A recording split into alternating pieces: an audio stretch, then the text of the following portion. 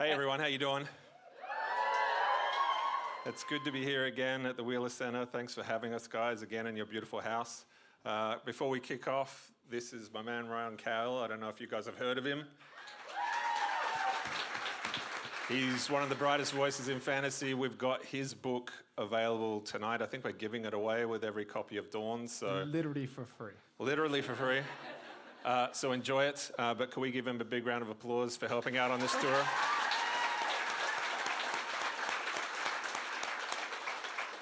And I think there's going to be a QR code up here on the wall soon. Right there. Right there. And that's how you ask your questions. We're not going to do the roaming mic thing. So scan the QR code and type in your questions now, and Ryan will read them out later. Just in case any of you have some unhinged questions, we need to filter it first. Yeah, so we'll probably kick to you guys, I don't know, 20 minutes, 25 minutes in. So is there anything you want to know? Type in your questions now. I think that's housekeeping. It's good to see you all. Thanks for coming. And I was told Melbourne wasn't as hot as Brisbane, and got here, and I'm wearing this big jacket, and I committed to a mildly tighter white t-shirt than I'd normally wear, just because it was the only white one I have, and now I can't take my jacket off. I mean, this is the only spring day. All you're gonna get is sweat. We get 2 spring days in Melbourne, and you got them. So all right, look, my tight white t-shirt side. You're done. The trilogy's done. I think everyone wants to know, how's it feel? Has anyone here read it yet? You've had some time. Show of hands. A couple of people? Oh, we got 2. Okay. Well, thanks for showing up anyway. Yeah. You kind of completed it already, so you can, I've said it's a little bit like the last day of high school. You spend every day, for 5-6 years seeing these people, and then you're probably never going to see them again. And so you just murder them all. Yeah. So, yeah. Along with the horses. Yeah, so it's a little bit sad, but I know you're supposed to say this when you're touring on the new thing, but I honestly think this is the best book in the series, and it's probably the best book that I've written. Have you guys have read it? Rate it? Yes? No? Hell yeah. Oh, good. Hell yeah! Yeah, so even though it's sad to be saying goodbye to it, it's a really good note to send the series out on. I couldn't be happier with it as a book. Yeah, it's the coolest thing that I've done. So even though, you're putting a piece of yourself into these characters and seeing them every day, and it's going to be sad, I gave them the best send-off that I could. So in that sense, I'm really happy. And how many horses survive? There is actually a horse that lives. Hey! I made my friend C.S. Pacat, the author of the Captive Prince series. She's here tonight. She's just roaming around somewhere. I made her name a horse. And then I butchered it and kept a different one alive. No, and then I knew I couldn't kill her because she'd never forgive me. So the horse that cat named lives. Yeah. See, I won't tell you which one though, because some of them do not. It's catching on now though, because I got tagged on social media as the first book in the series there, and a horse, the one fucking horse dies. Just one. And then, God damn it, Jay Kristoff's gotten everywhere. Did the horse have a name? The horse had a name, and it was pretty brutal. Yeah, I mean, as soon as you name them, then, it's a little bit more personal. I think after horse 6 or 7, though, it becomes the Jay Kristoff trope. Yeah. Although I did put an animal, because I'm working on a new thing right now, a new series, and there is an animal companion in that quite actually cannot die. Well, it can be killed. It can be killed, but it can't die. It comes back. So there's a lot of hilarious death scenes for it. But then it comes straight back. Kind of like Kenny from South Park. Yeah, exactly. Yeah. Oh my God, they killed Horsey. Yes. So because in moments of lack of dramatic tension, my first impulse is to kill the horse. So now I can do that with impunity. Fuck my life. He's a little pug. You'll love him. Oh, he's immortal. He cannot die. Wait, isn't that like the pug from Men in Black? The which? There's a pug in Men in Black. He can actually die though, so that's different. Yeah, Little cute pug in Men in Black that's actually an alien. Oh yeah, no, it's not like that. But sort of. Cooler. Cooler, way cooler. Way cool. It's a Jay Kristoff character. It's way cooler. Yeah, so you're done. You're finished. You're off to the US now after this. Pray for me. Pray for him. Yeah. Jesus Christ. I go there on Halloween. I actually stuck an AirTag in his shoe, just in case. Yeah, no. I'm hoping that California hasn't seceded by the time the plane lands. keep your fingers crossed.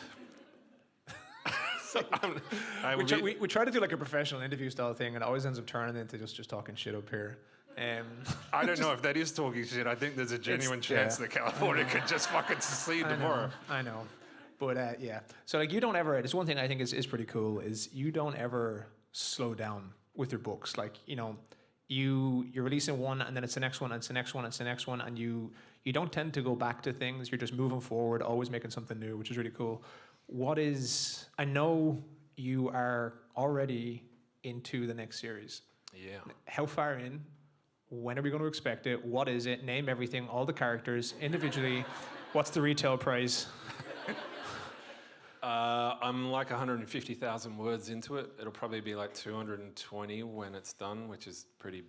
It's a chunky book. I mean, it's chunky, but it's chunky. It's not 470, whatever the fuck your last one was, so...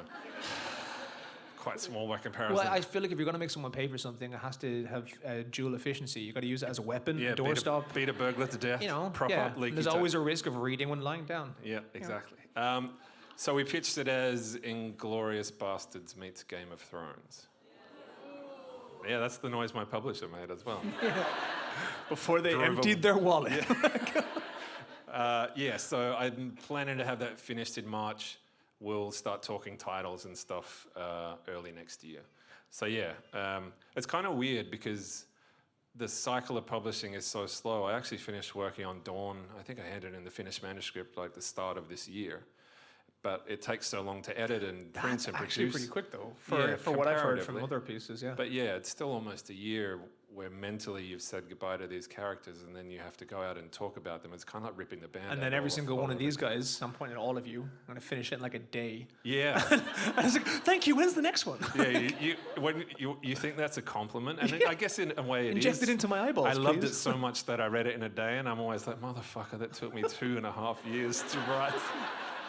Like, where's book 4? I have that in my back My hands pocket. are bleeding. Yeah, can I just enjoy this one day when the thing is fucking finished before you want to know about the next thing? But it's a cool problem to have. So yeah, those of you who have finished it already and read it in a day, I'm glad you enjoyed it. And the other question I wanted to ask is, you know, it's a French setting, essentially. Like, not French, but French inspired. There's a lot of French things going on. And I can't help but notice how many times you use the word touché. And I was just feeling... was that a conscious choice that I want touché to fit in this world, so I'm going to make it French? No, it was... This is when you say touché. Touché. No, it was... A lot of the aesthetics of the original book came from a film called Brotherhood of the Wolf. Have you guys seen that? It's called De Pac de Loup, I think, or Le Pac de Loup. It's a French foreign language film. It depends. What year did it come out? Say again? What year did it come out? I think it was like early 2000s. It's a fucking baller film. It's about the Beast of Gévaudan. It's like this mythical werewolf story set during just prior to the French Revolution. And the aesthetics of that it was one of the visual inspirations for the whole film. And in it, there is a character who is a knight of the court, and they call him Chevalier, and I thought, that's cool as fuck. So essentially, you did have a cool name, and yeah, it's just real cool. But that's how stories come together. Yeah, that's actually really inspiration can kind of come from everywhere. But yeah, I had a couple of pictures in my head when I started writing the book. One of which was... I think that's my child, by the way. It is. She's saying hello. Hello, Ella. She's literally being thrown up and down. I had a picture of a man standing at a window in a tower watching the sun go down over the mountains. And I had a picture of a guy in a tomb and his skin was glowing. They were kind of the two visual cues that started the book. Oh, yeah, we talked about it, and that. I've said it before to you, like the whole being silver-clad, the Aegis is like, I know, Ella, I know, okay? Is like one of the coolest visual aspects that, for me, I think we do things the same way, that we're very visual writers and you see everything cinematically. And as soon as I saw that, it's just like the coolest scene. Does anyone here play Dungeons and Dragons? So that's how have more people played Dungeons and Dragons than have finished Dawn. So basically, you know the spell Protector from Evil, 10-foot radius? That's basically what the silver tattoos do. So if you're ever homebrewing my books, +2 to AC, +2 to saving throws. Like, that's how he writes. Like, he sits there and he comes up with a choice and he just fucking rolls dice. He's like 6 up and he dies. Yeah. Which horse is dead today, Taylor? I actually sometimes do get my minis out when I'm working on kind of epic battle scenes and stuff, just to figure out what the flow of the battle is going to be. So occasionally my wife will walk in I just on have me like in the my green study soldiers from Toy Story. Like, playing with my toys. Yeah, and she's like, "What the fuck are you doing?" I'm working. we were saying this to Taylor just backstage there. I was saying how my wife. I was asking Taylor. I was like, "Are you like a reader, but like, are you like a nerd reader?" It's like, "What do you mean?" It's like, "It's not an offense thing." It's like, my wife is like, she gets real excited. She's like, "Oh, I'm so happy your books are doing well." It's like, "Here's a picture of a sword that I got made," and she's like, "No, I'm at this level. You're here." Yeah. Happy for you. Don't need to see it so much. As Amanda walks in and just toys all over the floor and just like, Yeah. "This is my job. Leave me alone." Yeah, I'm like, the walls of my study are covered in fan art, but it ends at the door to my study. I got permission to put one of my regular pieces of art out in the house, and that's it. That's What about the bobbleheads? She fucking hates those. Yeah, I know. I've Talk to I've my been wife told. about the Funkos. Yeah, I've been told. There actually was. So when I said that I was going to do these with you, I asked a few people, "Hey, like, if you have some questions for Jay." Some of them were serious, some of them weren't serious. And one of them that wasn't serious was, what other types of Australian slang did you manage to push into this series? Because we were saying that one of your friends used to always say, "I'll see you when I'm looking at you." Yeah. What other little Australian things? That, and also, how the hell do you come up with the similes? I don't even know. Like a horse with 3 legs. And Yeah, that was terrible. He's stuff. better. I don't know where all that comes from. I You cock-wombling dip goblin. Yeah. Like, it's... I grew up in a blue-collar household in Fremantle. My dad can swear pretty proficiently. So I just listen to home videos when I'm writing. Yeah. I went to an all-boys Catholic school, so turned out great, as you can see. So yeah, I don't know. Like, they creep in without even me being conscious of them, and it's not until someone points them out to me that I actually realise they're Australianisms. So yeah, there's part of your personality and vernacular. It was when Gabe threw the shrimp on the Barbie. And Yeah, I was like, exactly right. That doesn't even happen. You're in a room full of Australians. That shit ain't gonna fly. Oh, that's why I said that shit doesn't even happen. I'm aware it's not a real one. But yeah. We call them prawns, mate. The prawns on the barbie. That's exactly right. But no, the other one that I thought was actually a really good question was, now that you're finished this series, all right, you have so many books behind you. I'm sure there has to be in an audience this size people who are either writing for fun or writing to try to build a career or writing for the love of it. What would the Jay Kristoff, who has now finished the Empire trilogy, say to himself or to a new author starting with knowledge that he didn't have previously? You know, what would you try and impart on someone? I mean, the most basic piece of advice I ever give to a young writer is finish the fucking book. Yeah. And then finish the second book. Yeah, and that, it sounds twee, but it's actually really hard to do.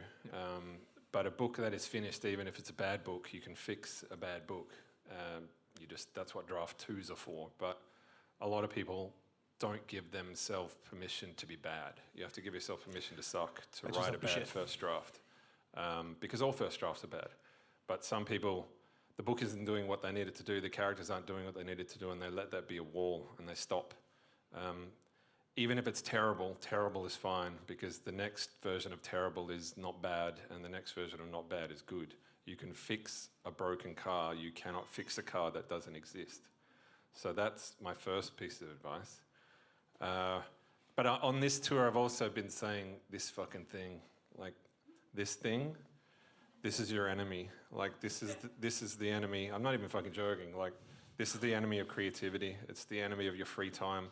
It's the enemy of silence in your head. It's the enemy of boredom. And boredom is essential to allow the thoughts that have been stirring up in your subconscious to filter forward into your conscious mind. I had a weird experience earlier this year where I realized I was having a lot of ideas while I was in the shower.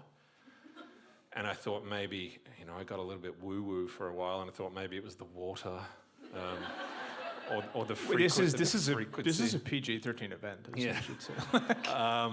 And then I realized, no, it's because I can't take my fucking phone in the shower. So that gave me time for those ideas to filter forward. You know, the new ones are waterproof, yeah?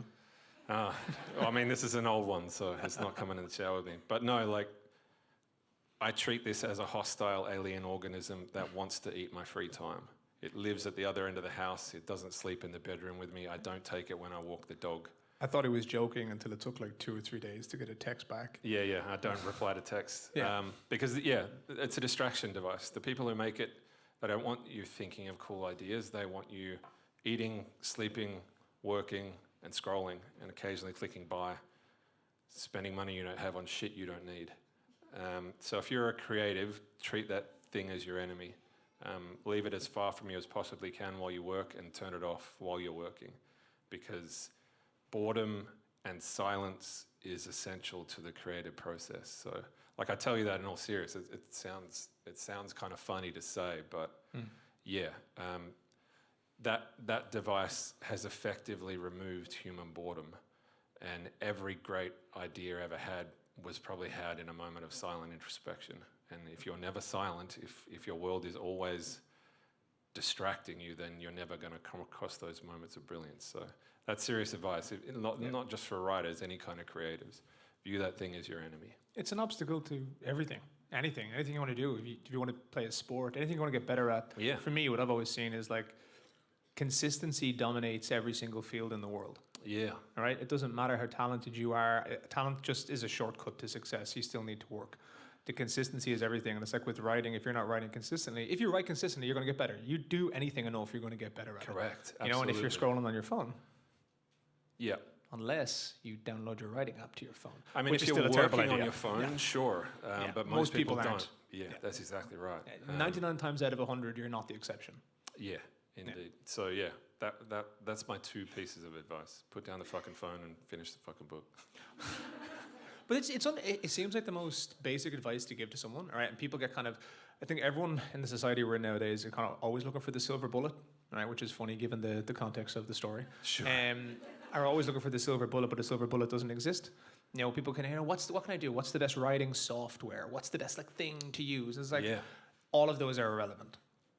Just write the fucking book. Yep. And I was serious. Like, I know for me, I wrote the first book and I was like, oh my God, I wrote a book. This is amazing. And 3 days later, I started the second book because I was like, I need to prove to myself that I didn't write a book. I can write books. Yeah, and it becomes habit forming as well. It's like anything. If you go to the gym 4 times a week, it'll be easier to go to the gym every day. And it eventually reaches a point where, I mean, for me, I couldn't remember what I did with my free time before I wrote. I mean, I know what the answer was. I wasted it playing World of fucking Warcraft. I used to be on a PvE raiding guild, and it was basically a second job that I didn't get paid for. And I ended up selling my character to some rich dude who wanted to use it to gank all his mates. So he paid me like $1,200 for this bunch of That pixels. was the start to Jay's writing career. No, but I bought an outdoor setting with that money. And I used that free time to start writing. And now every time when I walk out into the backyard, I see that outdoor setting and I kind of pat myself on the back and say, that was probably a pretty good call, bro. Is this where you guys are learning? How many of you knew before today that Jay was like a super nerd? Yeah. Actually, less people than I thought. I am the nerd who is to nerds what nerds are to normal people. Like, yeah. It took me a while, and I was sitting there and I was like, you're a big old fucking nerd, aren't you? Like in the best way possible. Like, you're my people. And as I was looking down, I don't know what we're going to say. I think it's cool we'll flow in and out of questions because there's a lot coming through. There are 67 questions. All right. All right. Now, I believe there are quite a few that say, why the fuck do you keep killing the horses? Stop it. I actually like horses. They kind of remind me of dogs, but it's a rough world. How many dogs have you killed? In my books, I have killed... I think I've only killed 1. I killed the dog in the Lifelike books. Yeah. Do you drive a black Holden station wagon? You give vibes. I can confirm he does not. A black what? Holden station wagon. I did drive. You give vibes. I did drive a Holden Commodore. You may not know it to look at me. I'm pretty sure you could. These guys are the best audience. It was If you were a black. pastry, what pastry would you be? You guys are unhinged. If I was a pastry, I don't know, probably one of those big pretzels. Slightly salty. A little bit twisted. Yeah, quite twisted. Hey, look at us. It's working. Twisted and slightly salty. That sums me up perfectly, actually. Oh, from the Irish couple in the crowd. Great job, Brian. This is nice. This is just for me. That wasn't fair. I needed a moment, you know. These are fantastic. There's so many. Did they actually just say, great job, Ryan? Yeah. Oh, that's lovely. No, I didn't just make that up. No, like, no, I know well, it feels like I did. All right. That's actually I quite didn't nice. Make I it like up. it. Good vibes. Okay. This is my truth. Where do you send the therapy invoices? People need to know. I mean, you can send them wherever you want. So to I'm to not paying Janet. them. Yeah, send them to Janet, my assistant. She has the delete button right next to her mouse. So. Yes. Gone. Trash. No. You, Okay. you all pretend like you don't enjoy the brutality. But I will notice there's an awful lot of you here tonight who And they all want obviously money. fucking do.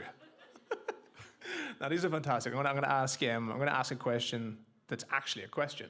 So who's the hardest character to say goodbye to when you finish writing? That is a good question. It's probably Gabe, just because I spent the most time with him. He was kind of the genesis of the book. When did you start writing Empire of a Vampire the first time? Like, Writing, it was 2018. But the idea that had is kind of a been while, yeah. kicking around in my head for a while before that. The first book that I ever wrote was a vampire book. I wrote it back in 2010. But you may remember there was another vampire book that was doing quite well in 2010. Some might say it was sparkling. And yeah, that was a bad time to write a vampire book. But one of the main world building ideas was that vampires couldn't choose who they turned. Sometimes you get bit and you just die. Sometimes you bit and you wake up young and beautiful forever. And sometimes you rot for 4 or 5 days and then come back. That was one of the ideas that kind of stuck. So in a sense, I'd been writing Empire since 2010 in one way, shape or form. So yeah, saying goodbye to him because he was the genesis of the novel, I guess, is the hardest. Because it's like an old mate at this point. You know, you spend so much time living in his head, and the meta structure of the book is written in, you know, it's third Multiple person. stages of Gabe's life, essentially. Like. Yeah, but it's third person, and he's talking about himself in first. So I feel like I've been living in his head almost for like 6-7 years. Yeah. So he would be the biggest part of the book that I will miss. Yeah. And you don't really revisit projects. Like you don't go back and you don't go back and say, I'm gonna write a Greyhound novel. You like, this is your world, a compact story, it's done, you know, I'm gonna tell more stories. Yeah, I generally don't like doing prequels because you know how the story ends. Well, isn't Gabe essentially telling a prequel? Like we know he's alive, he's telling the story. Yeah, that's actually Huzzah! it's actually. You have no idea how rarely this happens. He usually has all this insightful shit. We actually had a conversation about that on book 2. Yeah. I got a note from my editor, and she said I was describing some battle sequence, and she said she was kind of bored during it because she knew Gabe was alive.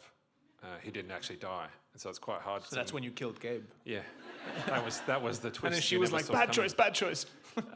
But so I actually addressed that in the third book, and Jean-Francois says that very thing to Gabe. You know, Gabe is trying to build up the dramatic tension of this moment and make it feel like he's in danger. And ideally, if I'm doing my job right, you get so lost in the first-person narrative, you forget that you're being told the story by the guy in the book. But Jean-Francois kind of jumps in and says, you know, I appreciate the attempt at trying to make this thrilling, but I know you didn't die, so can we just cut to the fucking chase? And Gabe says to him, this has never been a story about whether I won or lost. It's about the price I paid for the lie of victory. Yeah, exactly. It's not about whether he lives or dies. It's about all the things he loses along the way. And hopefully that's where the dramatic tension kind of comes in theory, if I'm doing my job right anyway.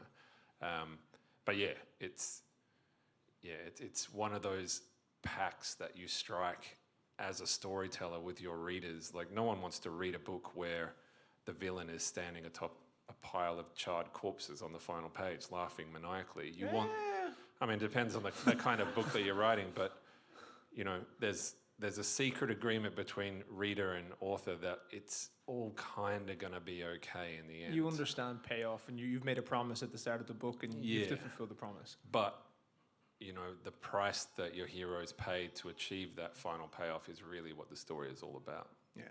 And there's another quote in the book that stuck with me really strongly. I say that, and I'm gonna mess it up a little bit, but it was it's the wrong kind of man who raises a hand to a child and calls it love, and that is like, I don't know, for me, I read that and I was like, that was a genuinely poignant thing, and it felt like you were. I'm gonna say you felt like you're trying to make a point in the book about it, but it was something that you really believed in when you were writing it, and that was just written really well. That's not a question. I just wanted to say something nice. Yeah, I mean, a lot of the struggles that Gabe has in terms of his faith, there's struggles that I had, you know, my entire life. I went to an all-boys Catholic school and I got raised Catholic, and even at 10, I was kind of sitting back and saying, well, if he loves us, why does my classmate have cancer? How the fuck do you rationalize that? They're real questions. People kind of like sit there. Any normal person, whether they have faith or don't have faith, I think those questions are going to come up in your head eventually at some stage. Yeah, but you know, even though that part of me is in Gabe, I was always kind of careful to put him on the page with someone who could challenge that belief. I didn't want to be an author on a soapbox. I find a lot of books that I read these days, it feels like the author started with a message that they wanted to teach me rather than a story they wanted to tell. Like they knew something and I didn't, and they were going to tell me all about it, and it kind of irks me. So I don't want to tell you how to think when you read my books. I just want you to think. So I'm always careful that even though, you know, Gabe is expressing my own inability to rationalize the idea of a benevolent creator spirit with all the atrocity that we see in the real world, I'm always careful to put him on the page with someone like Aaron or Rafa, who's kind of challenging those beliefs. And the conversation that Gabe has with Aaron at the end of Vampire is still probably my favorite scene in the whole trilogy, where it's just two guys talking about the nature of faith. That dynamic is, for me, perfect. Yeah, that's kind of me arguing with myself in a very real sense. Yeah. No, 100%. I think I've said it to you before, but one of my favorite moments is because I probably have a lot of the same alignments as Gabe does in the way he's thinking and things that he questions. And there was something powerful about, and I'm not going to spoil anything even for Dam, just because I don't know who's read what books, who hasn't. But there is a point with, I'm just going to say, Aaron in a box. And Aaron's in a box and he's not enjoying it. No, right? He's not having a lot of fun. He's at a bad time. All right, and I think that's not spoiling anything, because I don't think anyone in that book is having a good time. Like at points, there's highs and there's lows and there's lows and there's lows and there's loads of lows. Yeah, but that book very much does what it says on the box. Oh yeah, 100%. But he's on Aaron's box, and Aaron is in the box, and he's going through a lot of the same kind of losses and things that hurt Gabe and pushed at Gabe.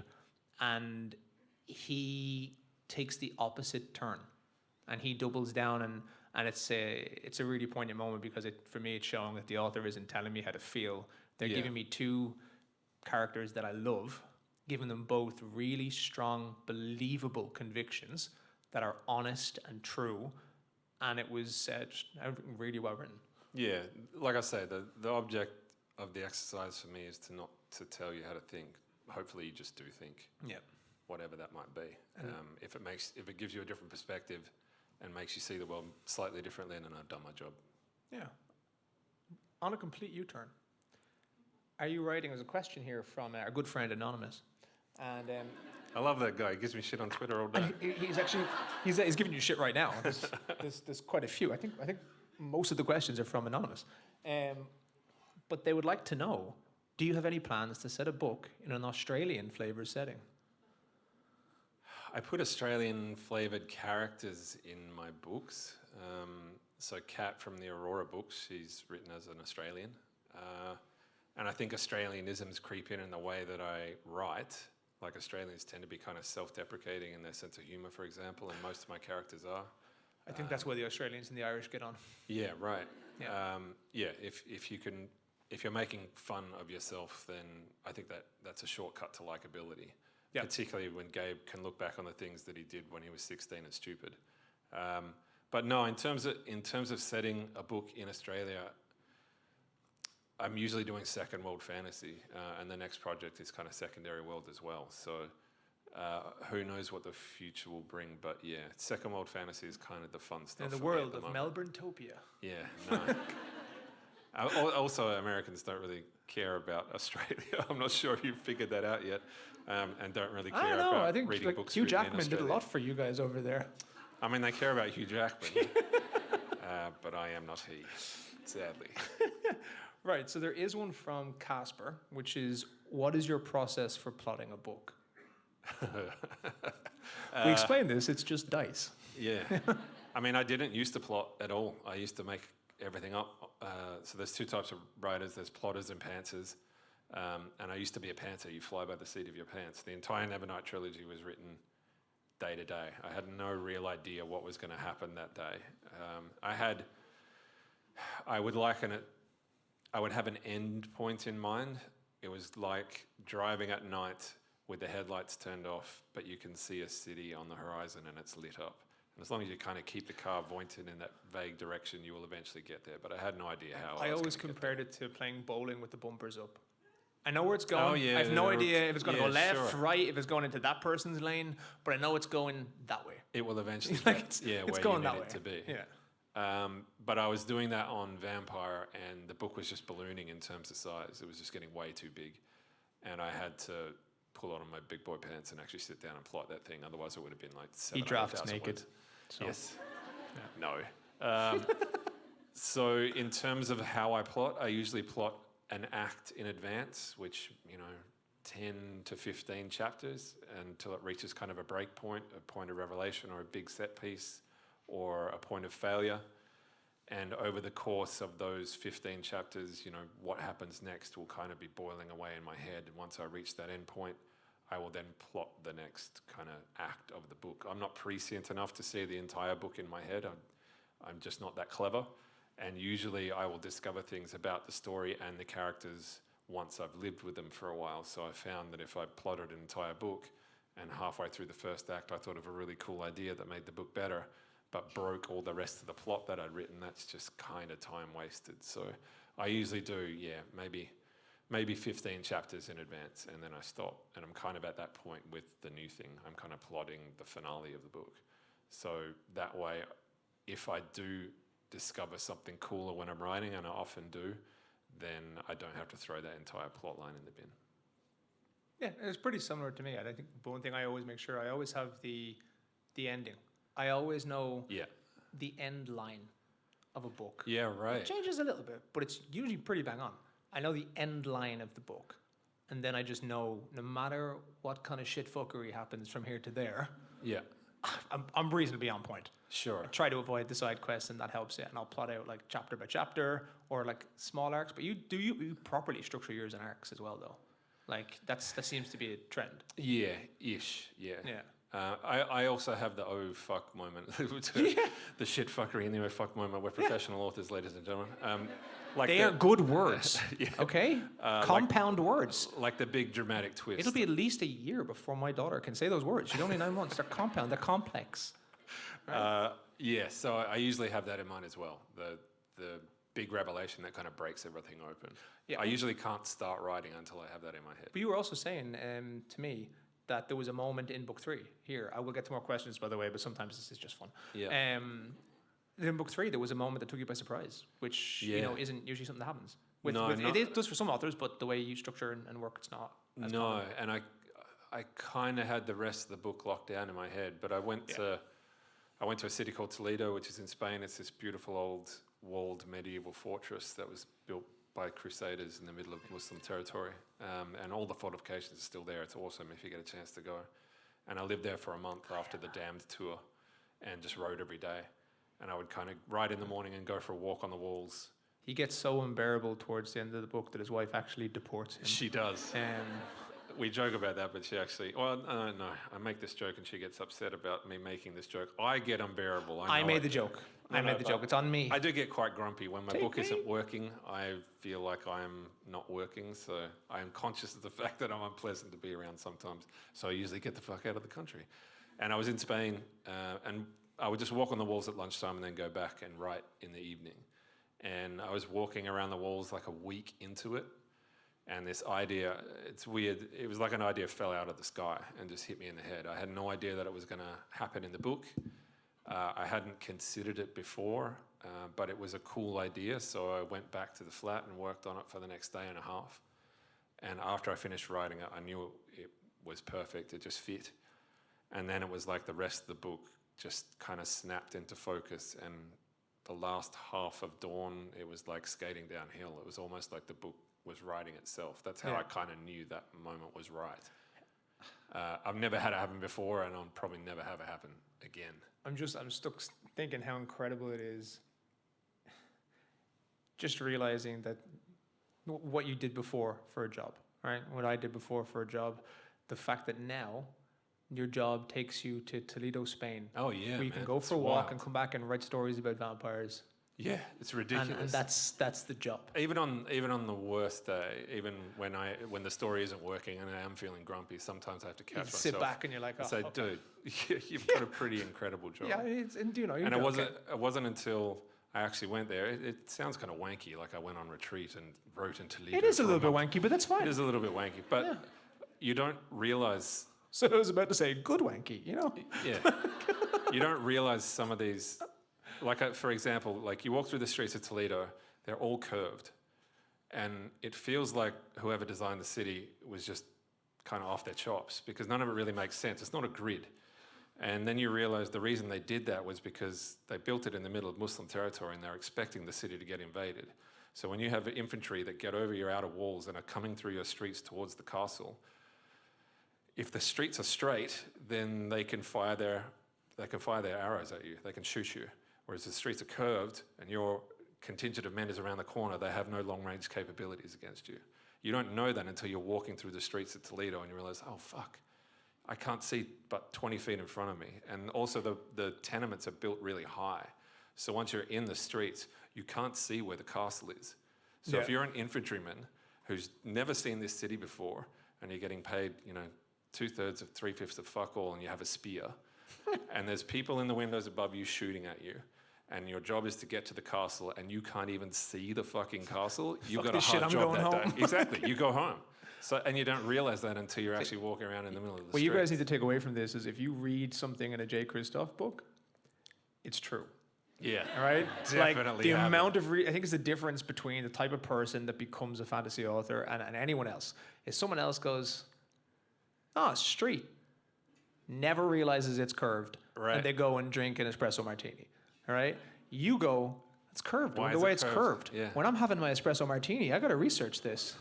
It is different. Like it becomes obsessive. That battle, it happens in a city called San Maximil. So when you're reading the Battle of San Maximil, just look it up on the internet, look at a picture of Toledo, and that's the city that whole battle sequence happens. I'm absolutely stealing the concept at some stage, by the way, just as a... Yeah, no, you should steal from history. Well, you stole it from them, so I'm like... Yeah, absolutely. I didn't think of it. Just marauding. But also, Rachel just wants to point out that the Bad Omens t-shirt is great. Choice? Yeah, great choice. I'm glad you approve of my fashion choices. Thank you, Rachel.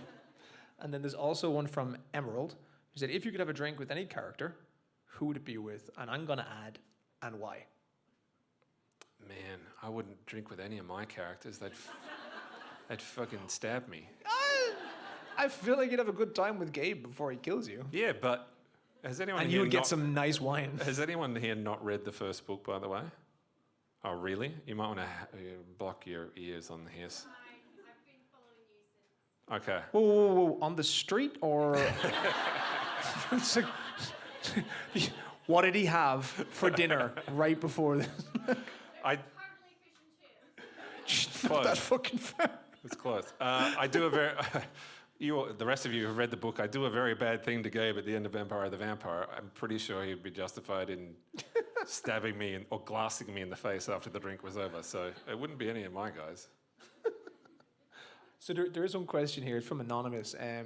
Who was your main inspiration for Dior? And before I finish that question, that was something that I was thinking, especially like visually in some of the illustrations that are in Damned. The first thing that I saw was Joan of Arc. And Sure. with the French theme, not theme, but with the French continuity that's coming up in it. And the way she is and how self-sacrificing she is and how Joan of Arc is portrayed in like historical fiction, and I just got major vibes in a really good way. It brought me back to when I used to study French history in school. I was like, this is cool. I really like what this character's doing. The iconography, definitely, yeah. And one of the ideas that I was tossing around in Dawn, I don't know whether you've seen the movie with Mila Jovovich. I think it's Luc Besson shot the movie. It's not a great movie, but there's a great sequence in it where she's captured and she's awaiting execution. She's sitting up in a tower and she has a moment of internal crisis, and Dustin Hoffman, who's playing Satan, or maybe it's just a figment of her imagination, visits her and just kind of interrogates why she has done the things that she's done. Was it for the glory of God, or is it for her own glory? And I was kind of tossing around that idea, and I worked it a little bit into Dawn because I can't get too spoilery about it, but by the third book, she has kind of been put up on a pedestal, and it's very difficult for an 18-year-old who's put in that position to not let it go to their head. So, yeah, that moment of crisis in both her role in the world and why she's doing the things that she's doing was kind of directly inspired by Joan of Arc. And she was also, just from my own opinion, one of the least whiny chosen one characters I've ever come across. Like, I think it's inherent, though. People say that, right? They're like, oh, look at this character's so whiny. I was like, normally, they're like 18. Yeah, they are whiny. They're 18. Yeah. I was whiny at 18. I was whiny at 25. Yeah, no one told me that I had to save the world either. I did not make a single good choice my entire life until I was 26. Sure. I have pinned that down. And then my wife was like, didn't we meet when you were 26? There you go. I was like, there was a crossover. There's a reason. But just to let other people know, so there are questions here that I'm not asking. It's only because they've kind of been answered already. Sure. So there is one here from Indy who just wants to know, who is the most fun character to write this time around? My guess has to be Talon, because the shit that comes out of his mouth, it had to have been fun to write. I mean, he was great, but he was only in the first book. So yeah, he was fun to write for kind of comedic relief value. In terms of most fun to write over the trilogy, it's probably Aaron in a weird way, because it goes back to what I was saying before about when I was writing book one, it was getting really, really long. It was 400,000 words and I hadn't even finished it yet. So I had to condense a bunch of plot lines. Tell them what you did. What did I do? Tell them what happened to the rest of the book that doesn't exist anymore. Jay. I mean, it's sitting on my hard drive. It's like 200,000 words that you will never read. But yeah, I had to compress a whole bunch of characters and plot lines together. And originally, Aaron was just going to be kind of a Draco Malfoy type. He was just going to be a prick at school, and he maybe come back and be a prick in book 3. That's one of my favorite creative moments in the writing process ever. Yeah, and because I had to compress 2 or 3 characters into the one character, Aaron ended up inheriting the love story with Baptiste, and therefore inherited the finale of the first book and became much more than I ever imagined him being. So there's that cool moment at the end of Vampire, which I think is my favorite scene in the novel, but also just the way he was almost like a one-note character when I imagined him, and to see the way, almost of his own volition, he kind of became this huge, important part of the book. Again, one of the most well-rounded characters I've read in a really, really long time. Man. Like, I put him above Gabe in these books, not as like Gabe has the coolest moments ever, but just as when I sit back and I go, what moments do I really think of? A huge amount of them involve Aaron. And there's always this, the trope in a lot of fantasy, right? When you have the enemies to friends or enemies to lovers, whichever it is, right? And you see that at the start with Aaron and Gabe. You're like, oh, they're gonna become friends, and it's gonna be cheesy. And then I'm getting at the end, and I was like, that was really fucking earned. Yeah. That was earned, like, really well. And then Aaron, for me, as you went on, became so complex, and also, I don't know, it's really strong in who he was. He had such a clear vision. I think that's the thing that Gabe lacks on purpose, because Gabe has lost so much and he's questioning everything. Aaron has such a strong vision of who he is that's kind of inspiring. Yeah, and that all kind of came out of a surprise for me. So that's so cool. Yeah, it's cool when characters kind of take on a life of their own and almost pick up their own reins and steer themselves in a direction that you, the person who created them, don't ever anticipate. So kind of where he started in my head and where he ends. Again, I'm thinking about it now. There's a couple of scenes where it's just him and Gabe talking, and sometimes they're only 3 or 4 sentences long, but this isn't a huge spoiler. Gabe is having a lot of trouble with his thirst by the end of book 3. He's trying to keep a lid on it, and the curse of Pale Bloods is that they will eventually all go mad. They know that when they, get indoctrinated into the order, there will come a point where you will not be able to hold on to the thirst anymore, and your friends have to do something about it. And there's just a moment between Gabe and Aaron. They're sitting on some horses and watching some riders approach, and Aaron just looks to Gabe and says, when the time comes, I got you, bro.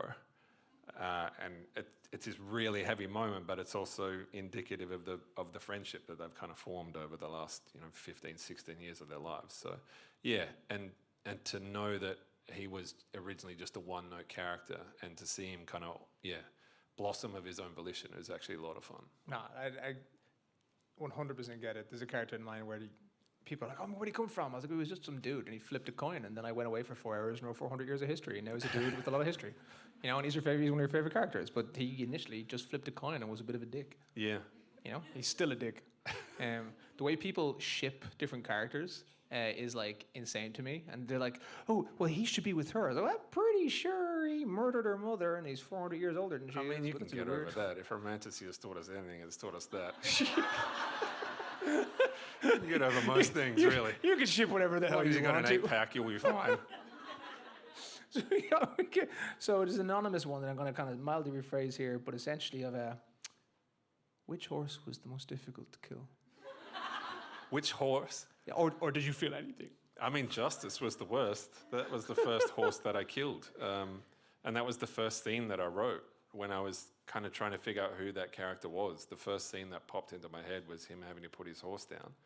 And it was originally just going to be... So the original version of that scene, where he comes across the Inquisitors and they're bad men and he steals their horse, so you don't feel so bad that he steals their horse and leaves them to die. In the original version of that scene, Just kills he all the came horses? he came across a wife, a husband and 2 kids. And he stole their horse and rode away. And I realized, no, you're not riding an anti-hero, you're just riding a villain. So I kind of pulled the reins back on that You just stabbed the kid in the head. No, it's even worse. He left them to be devoured by vampires. If he had killed them, that'd be one thing. Also true. Yeah. So yeah, he wasn't so much an anti-hero, he was just a cunt. So I had to dial back down the country a little bit and make him steal the horse from bad men, but I had to come up with a reason why he needed a horse, which meant I had to kill his own horse. And yeah, the language that he's using in that scene, that's basically me imagining my dog I love and what I would do in that same situation. Yeah, because I love animals, but I don't own a horse, so I have no wanna- idea now I what wanna it'd be go like home to to put my one dog. down. So I had to put myself into I the love how spot you of... came up with a wall in the narrative, right? And you were like, right. So I need him to steal a horse, Yeah, and his Ergo. horse needs to go. yeah, sorry, The Justice. thing that moves is the horse. There's no way the plot could have navigated around him needing to steal the horse. I mean, it's... No, he needs to be a thief. It's essential to his character. I mean, it kind of was. Like, I wanted to show that he was the guy who, this is a world on the edge, and this is a guy who will do terrible things in order to survive. Like, Yeah. I wanted you to know straight away that you're not dealing with a paragon. You're dealing with a desperate man in desperate times. And well done as well. But yeah, probably don't leave the wife and the husband and their 2 sweet Bonnie children to die. So that was a good idea. Some might say. Yeah. Yes. We have another question here, and I'm just going to double check. It's from, I'm going to say this wrong. I think it's Athalius. Okay. Okay. And That's a they're baller basically name. saying, I'm going to double check. Yeah, I'm pretty sure. Did you pronounce it correctly? Did I pronounce it correctly? Yeah. That was the didn't sound angriest, most convincing. uncertain yes. If it's any consolation, everyone mispronounces my surname. So I'm just going to take it. That's fine. So why vampires? And are there other creatures you'd like to write about? I mean, the first novel that I ever wrote was a vampire novel.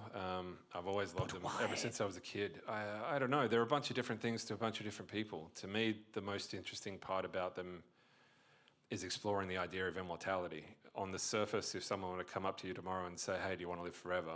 And if you live forever, you will become extremely sexy. Yeah, a hottie.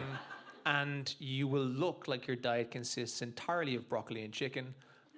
And you lift weights 9 times a week. Yeah. I mean, it makes sense to me that... Fucking sexiest characters I've ever seen. Well, all vampires would be hotties, right? Because if you're a 10 and you're a vampire. You only bite another You're not 10. biting Yeah. 4s. It's fair. You're killing other 10s, but if you're a 4, you're still killing 10s. Not once in this fucking series does someone go, and there was Igor, ugly and horrible. No, because you'd get rid of them. I don't know if you've known many 10s. They don't roll with 4s. Explains why They'd they're kill all the assholes 4s. as well. Like you'd walk into a room, you're sitting around with your vampire buddies, and the ugly one walks in, and everyone would just be like, he's bringing the entire median hotness of this room down. Without him, we're a room full of 10s. When he's in the room, we're 7.8 aggregate. He's got to fucking go. So this is a case of like Nikita gets drunk and he wakes up. He's like, oh fuck, who did I bite last night? It's like, oh no. No, I'm firmly convinced that you would only eat hotties. I mean, maybe you would. Or that we discussed. Oh, maybe the common trend of the ones that actually come back alive is a sexy gene. Oh yeah, they have the Right. sexy gene. That's the thing. Because it's the only ones that rise. The only problem is I think you would eventually run out of 10s, particularly in this So world. that's There would how be we defeat there would Day's be- death. There would be no 10s left to eat. Can you Give them imagine- all the hot ones and eventually we will live. Could you imagine? But could you imagine being the 8 in a family of 10s forever? Please bite me. You're like Liam Hemsworth, and you come home to Christmas every year forever, and there's fucking Chris sitting across the table from you for eternity. That would. Or you come home and out. you're like, Chris, why will nobody bite me? It's like, I'm sorry, little bro. You're not good enough. I can't remember. We took White Henry Cavill Vampire. instead. That was a bit of a segue. Yeah. So, to me, the really interesting thing about him Oh yeah, the question. living forever sounds like a cool deal. Yeah.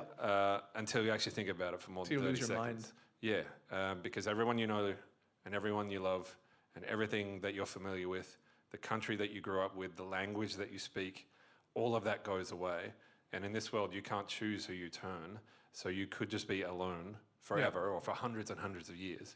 That to me sounds a hell of a lot like purgatory. It sounds like hell.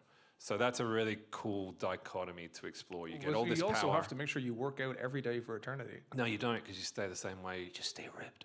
You just got to get ripped before you get bit. That explains why they're always running away. Yeah. Everyone's just working out all day and then just walking out into the street with their top button undone. Just hoping as to a note, get guys, bit. as well, we got like 5-ish minutes left. So if that QR code pops back up again, I'm kind of picking the questions at random just to make it fair. So if you have any more questions in the next few minutes, the QR code pops up, just give it a scan. And if it's a good one, we'll ask it. If it's a crazy one, we'll ask it. You know, Crazy is good. crazy's really good. But yes, world of hotties, that's the rule. I actually thought deeply about that. The Fargo vampires that all get killed. Did you just say what I think you There's an said? Australianism Oh, what was for it? you. Was it? Did you ever see Scrubs? No. Yeah, it's like, oh God, no, she's HFFA. Like, what the hell does that mean? It's hot from far away. God damn it. That should have been one of the words for one of the vampire clans. HFFA. No Fargos. Fucking Jesus Christ! I feel like that was definitely the Divox. That was in the second director's backup. cut. Yeah. That's in those 200,000 words. As I someone else deleted. said, please release the deleted scenes. So there is actually there is an author called Will White, all right, and at the end of his books, he puts in bloopers. All right. Oh, right. So like cinema reel bloopers. All right. So the characters are actually coming out of scene, out of characters. We're like, dropping oh God character. damn it, I messed up my line. That's funny. Like, would you ever consider not bloopers, but like releasing deleted scene stuff? I mean, I put deleted scenes up on my Patreon, yeah. Yeah. All right, cool. Yeah, I don't imagine many people have an interest in reading them, but yeah, I You'd be put them up online surprised. for people who give a shit. But yeah, there's usually a reason I deleted them. If they were good, they probably would have made the final cut. So yeah, be warned. And so we got another one from again our old friend Anonymous. When your books are made into movies, not if, when. I like that. Manifest. Who is your dream team to star? So we're gonna pick. You have a lot of books, so we're gonna pick this tour, Empire. To like play the characters? Yeah, let's pick. All right, so let's pick Gabe, Celine, Astrid, Aaron, Baptiste. There's too many characters. We're gonna pick those 5. Man, I don't know. I don't know actors' names. So it's just Jay Kristoff in a blonde wig playing Aaron. Just Yeah. And if you guys notice this, if you just shave Jay, all right, And like I said, broccoli and chicken, lift weights like Put him on the gear. 12 yeah. times. Put him on the gear, like as many roids as you can find. This is Gabe. No. Long hair, obviously. Gabe's probably a 9. I'm no 9. If I was In your going to own pick eyes. a director, I can pick a director. Oh, yeah. Probably David Fincher. Okay. Yeah, he's pretty That's dark. a little left field. from what I Yeah, thought. but he could do cool fantasy. He's never done it before. He's dark. He's moody. He could get the tone right, I think. Or Not Jean Taika Genot, Waititi, maybe. no? Yeah, no. Jean Genot, maybe. Or Okay. yeah, that'd be my 2. This is the type of guy you're realizing a lot. You're learning a lot about Jay Kristoff now. He's the type of guy who can list off directors as though it's nothing, but Yeah, does and not know an and actor. I can't name a single working actor in Hollywood right now. like- Timothy Chalamet, would he be good for anyone? I was like, who's your No. favorite celebrity earlier, and he just said Taylor Swift, and that's Tim's too thin, right? He'd have to bulk up. He'd have to hit the gym. Get on the Chris Evans diet. Timothy Shredaway. I came up with that one on the spot. What would Gabe's favorite metal band be? And that's from, again, our good friend Anonymous. I don't know. I mean, I put up playlists on Spotify, and if I was going to pick a single song that was to sum up the entire series, it'd be probably "Walk with Me in Hell" by Lamb of God. I actually put the lyrics to that song in the front of the first That book. was, yeah, I remember you saying that. And wildly enough, a fan of the band who was also a reader of mine sent a picture of that epigraph to Randy Blythe, who's the lead singer of Lamb of God. And one day I was walking down the corner to get a coffee, just looking through my DMs on Instagram, and I see Randy Blythe and a blue tick. I'm like, no fucking way. So, just so you know, when you're up there and we're doing the signings afterwards, if you're freaking out a little bit, he does it too. Yeah, no. I texted everyone I even vaguely knew with screenshots of it. And yeah, we started shooting this shit. So he's actually hosting my event in Richmond, Virginia later on. Pretty cool moment. Yeah, it's pretty fucking awesome. So yeah, it would probably be Walk With Me in Hell. That kind of sums up the relationship between Gabe and Dior, and Gabe and Dior are kind of at the heart of the whole series. It's pretty sweet. Right, I got one more question, which I think is a really good question to end on. It's by Gerald Lee. Again, if I got it wrong, Did he get just it don't right? attack. Did I get it right? Hey! And that was enthusiasm. Right, so this is a good question. What was the chapter that broke you in this book that you cried a little in the corner about, or after you wrote it? Or are there a couple, or I suppose I'm going to add on as well, are there moments in your books that do that to you? Like some authors are really attached in that way and some aren't. As in actually made me cry, no. Yeah, I know the chapter. You know the chapter, Jay? I did. There's actually 4 people in the audience crying right now. I didn't cry in that chapter, but I did feel some feels. I remember I was writing that. We don't know what they are. Like, you can sports the sports at a sports event. And he felt a feel while feeling. I was writing that scene. I mean, you all live in Melbourne. You remember what COVID was like. We're in 275 days of lockdown. I was writing that scene during COVID. So, like, the world is kind of ending around us. And I'm writing probably the heaviest scene that I have, definitely the heaviest scene I had written to that point, and probably the heaviest scene that I've still written. And I remember I got to the end of that chapter and I slammed the laptop shut and pushed it across the desk away from me. That's how you know he's earning enough money, because he didn't have to replace that laptop. Yeah, it wasn't that hard, maybe gently closed it. And I didn't touch the computer for 4 days. Like, I would just kind of walk past it and see it out of the corner of my eye and think, You fucking laptop. you know what you fucking did. Yes, that was heavy. And there is a scene in Dawn. I didn't cry when I wrote it, but I have a little ritual where on the week of publication, I will read the book. Kind of goes back to what we were saying before, because it's been so long since I wrote this book and handed it in. Yep. I kind of just want to take a moment to, say, this is the thing that you made, and there's 2 years of your life in it, and you should take a breath. And you're like, God damn it. Yeah, and it's real. You get to hold it in your hand and take a moment to appreciate all the work it took to get there, particularly at the end of a trilogy. It's like 7 years of my life. So I was reading a scene in Dawn yesterday, and it made me missed up a bit. And if it makes me missed up, and I've read that scene like 50 times, you guys are you're in trouble. So I apologize for the incoming trauma, is all I'm going to say. You will definitely know it when you get there. So I am gonna, because I know we're gonna be short, and I want to make sure that everybody gets their book signed. So we are basically finished. Just because it's 7:30, there's only so much time that we have. So just for anybody who wants to get it signed, we're going to be straight out the doors, through and up the stairs. For getting book signed by Jay, it's going to be 2 books at a time. I think, are we still doing, we go to the end of the queue afterwards? If you go to the end of the queue. Yeah, but at the minute it's just 2 books, just to make sure that everyone gets stuff signed. Because Or there's so if much you're time really and- smart, just wait till the end. Yeah. Oh yeah, 100%. Or just, follow us to a back. Wait, no, don't do that. But I'm going to let you close it out because this is your... Oh, that's that. This is your tour. All right, so this is the last Australian stop, and it's just really cool to see you all, guys. Thank you for coming. Thank you for supporting the book.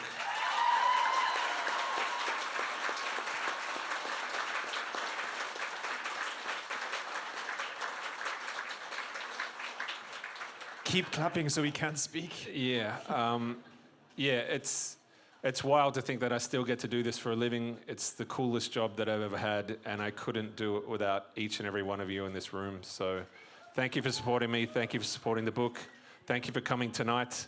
I couldn't do what I do without you. I'll never take it for granted. This has just really been special, guys. So thank you for coming tonight. Thank you to the Wheeler Center for having us, and thanks to Ryan for emceeing this whole tour.